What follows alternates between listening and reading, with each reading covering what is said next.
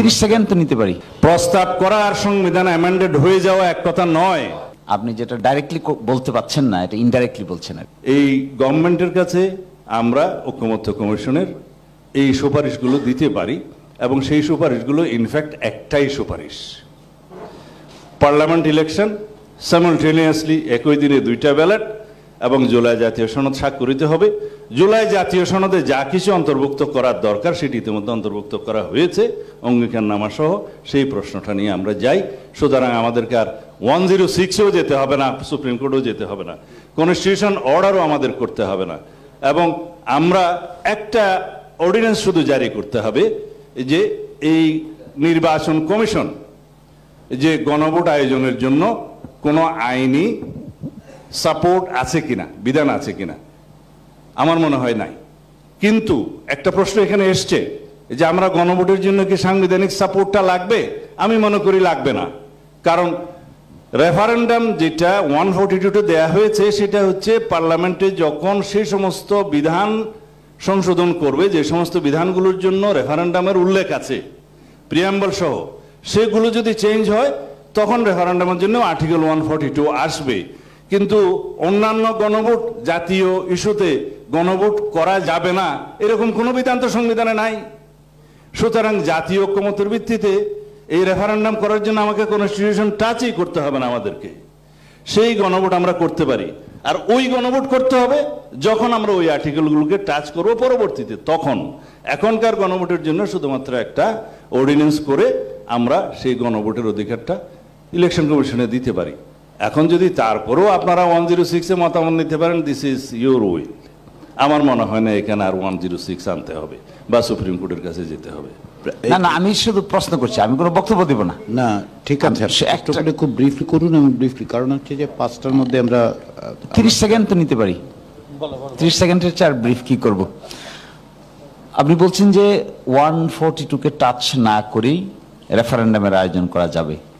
তো আমরা যে জুলাই সনদের মধ্যে সংবিধানের প্রস্তাবনায় কিছু পরিবর্তনের কথা বলছি, তো সেটাকে জুলাই সনদের অন্তর্ভুক্ত হলে সেখানে 142 টাচ হয়ে যাচ্ছে না? এখানে আমি ব্যারিস্টার সাহেব একটু শেকায়েত করি।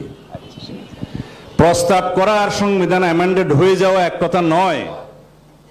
তো সুতরাং যেহেতু আমরা প্রস্তাব করছি, কনস্টিটিউশন অ্যামেন্ডমেন্ট করে ফেলছি না, ভবিষ্যতে করব, এই জন্য 142 এখানে দরকার। তখন এক্সট্রা আর্গুমেন্ট হবে যে হোয়াট ইউ আর সেইং, আপনি যেটা ডাইরেক্টলি বলতে পাচ্ছেন না, এটা ইনডাইরেক্টলি বলছেন আর কি।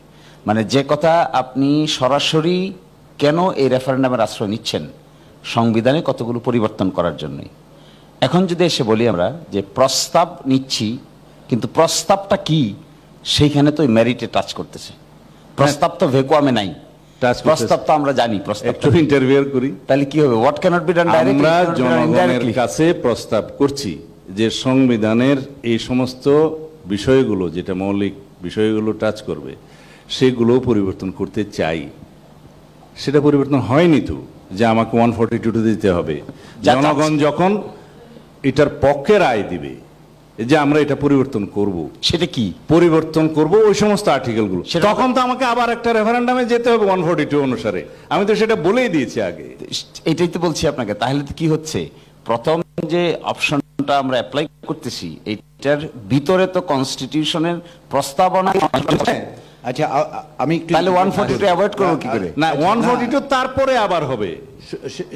মানে যখন কনস্টিটিউশনটা আমরা অ্যামেন্ডমেন্ট করে ফেলবো তখন তো 142-তে যেতেই হবে, সেই লেজিটিমেসিটা ওখানে আসবে।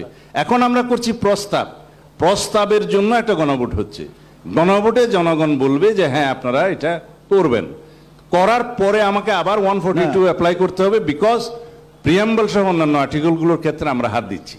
আচ্ছা, সেক্ষেত্রে আমি একটু ইন্টারজেক্ট করতে বাধ্য হচ্ছি টাইমের কারণে আর কি। আপনি ইন্টারফেয়ার করবেন না, এটা সলিউশন করেন। কি এই বিষয় সলিউশন তো আমি একা করতে না, না, এই যে জন্য আর কি একটু স্পেয়ার করেন। আর কোনো কোয়েশ্চেন আছে? এই প্রশ্নটা কিন্তু একবার উঠবে যে যে জিনিস আপনি ডাইরেক্টলি করতে পারেন না, সেই জিনিস আপনি ইনডাইরেক্টলি করার চেষ্টা করছেন। আমি আমরা যতই চাচ্ছি করে ফেলেছি এবং করব, এই প্রশ্নটা হচ্ছে মেইন।